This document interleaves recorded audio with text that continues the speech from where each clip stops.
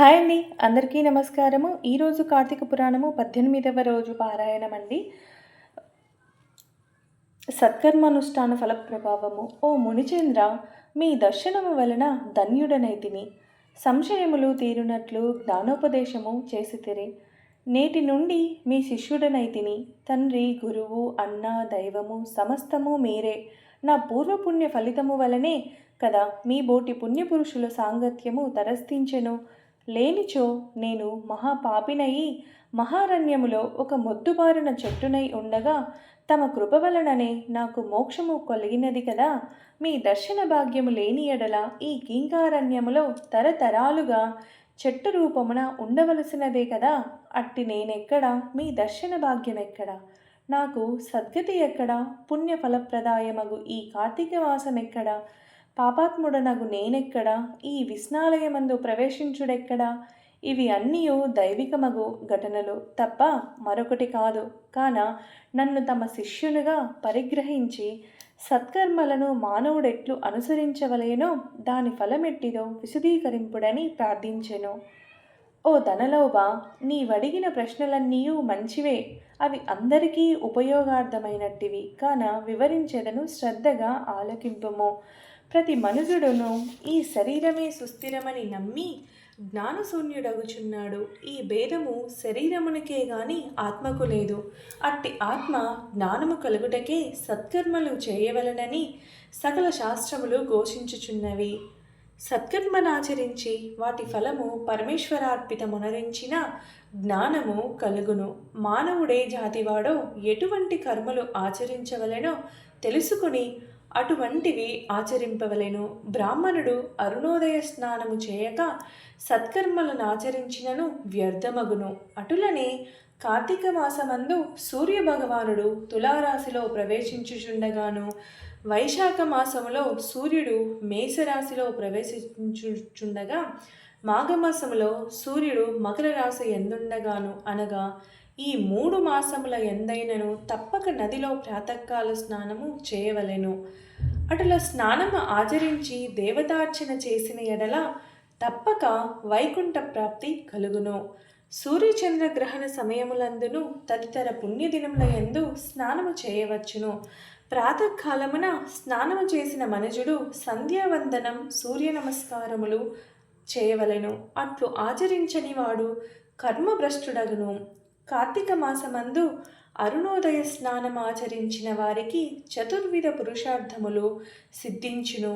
కార్తీక మాసముతో సమానమైన మాసము, వేదములతో సరితూగు శాస్త్రము, గంగా గోదావరి నదులకు సమాన తీర్థములు, బ్రాహ్మణులకు సమానమైన జాతీయులు, భార్యతో సరితూగు సుఖమును, ధర్మముతో సమానమైన మిత్రుడను, శ్రీహరితో సమానమైన దేవుడును లేడని తెలుసుకొనుడు. కార్తీక మాసమందు విద్యుక్త ధర్మముగా స్నానాదులు ఆచరించిన వారు 1,000,000 యాగములు చేసిన ఫలమును పొంది వైకుంఠమునకు పోదురు అని అంగీరసుడు చెప్పగా విని మరలా ధనలోభుడు ఇలా ప్రశ్నించెను. ఓ మునిశ్రేష్ఠ, చాతుర్మాస వ్రతమని చెప్పితిరే, ఏ కారణం చేత దానిని ఆచరించవలెను? ఇది వరకెవ్వరైనా ఈ వ్రతమును ఆచరించి ఉన్నారా? ఆ వ్రతము యొక్క ఫలితమేమి, విధానమెట్టిది? సవిస్తరంగా విశదీకరింపుడని కోరెను. అందులకు అంగీరసుడు ఇలా చెప్పెను. ఓయి వినుమ, చాతుర్మాస వ్రతమనగా శ్రీ మహావిష్ణువు మహాలక్ష్మితో ఆషాఢశుద్ధ ఏకాదశి దినమున పాల సముద్రమున శేషుని పాన్పుపై శయనించి కార్తీక శుద్ధ ఏకాదశి నాడు నిద్ర నుండి లేచును. ఆ 4 మాసములకే చాతుర్మాస్యమని పేరు. అనగా ఆషాఢశుద్ధ ఏకాదశి శయన ఏకాదశి అనియు, కార్తీక శుద్ధ ఏకాదశి ఉత్తాన ఏకాదశి అనియు ఈ వ్రతమునకు చాతుర్మాస్య వ్రతమనియు పేర్లు. ఈ 4 మాసములలో శ్రీహరి ప్రీతి కొరకు స్నాన దాన జప తపాది సత్కార్యాలు చేసినచో పూర్ణఫలము కలుగును. ఈ సంగతి శ్రీ మహావిష్ణువు వలన తెలుసుకొంటిని. కాన ఆ సంగతులు నీకు తెలియచేయుచున్నాను.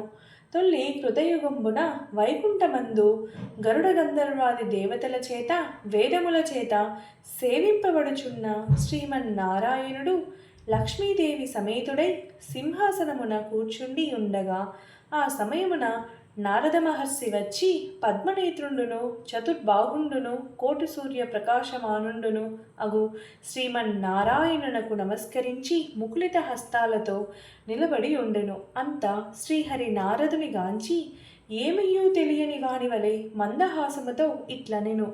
నారద, నీవు క్షేమమే గదా?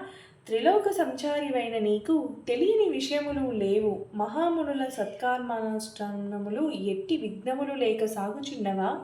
మానవులందరూ సాధించిన వారికి విధించబడిన ధర్మములను ఆచరించుచున్నారా?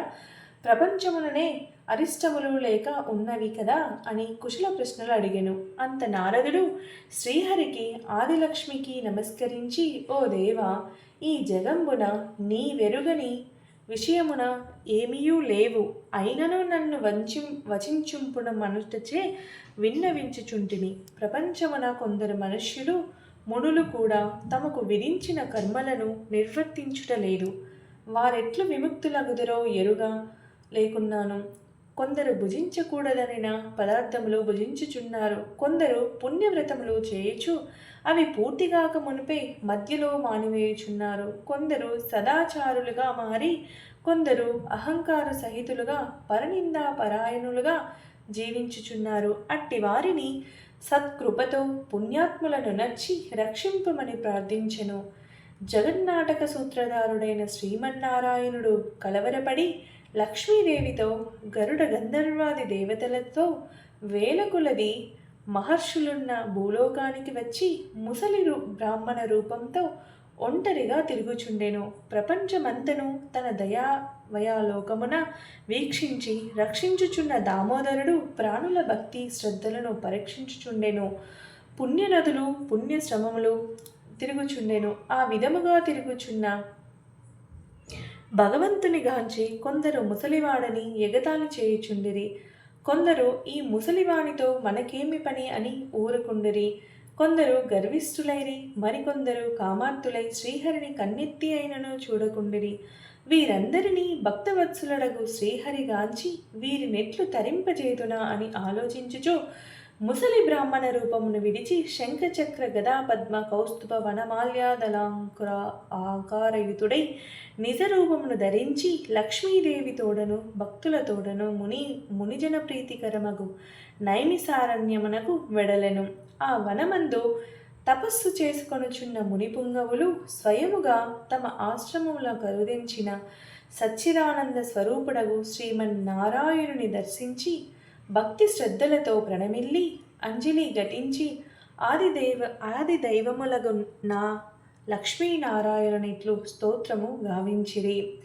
శాంతాకారం భుజగశయనం పద్మనాభం సురేశం విశ్వాకారం గగనసదృశం మేఘవర్ణం శుభాంగం లక్ష్మీకాంతం కమలనయనం యోగిహృద్యానగమ్యం వందే విష్ణుం భవభయహరం సర్వలోకైకనాథం లక్ష్మీం క్షీరసముద్రరాజతనయాం శ్రీరంగధామేశ్వరీం దాసీభూతసమస్తదేవవనితాం లోకైకదీపాంకురాం శ్రీమన్మందకటాక్షలబ్ధవిభవ బ్రహ్మేంద్రగంగాధరాం త్వాం త్రైలోక్యకుటుంబినీం సరసిజాం వందే ముకుందప్రియాం. ఇట్లు స్కాంద పురాణాంతర్గత వశిష్ఠ ప్రోక్త కార్తీక మహత్యమందలి అష్టదశాధ్యాయము 18వ రోజు పారాయణము సమాప్తము.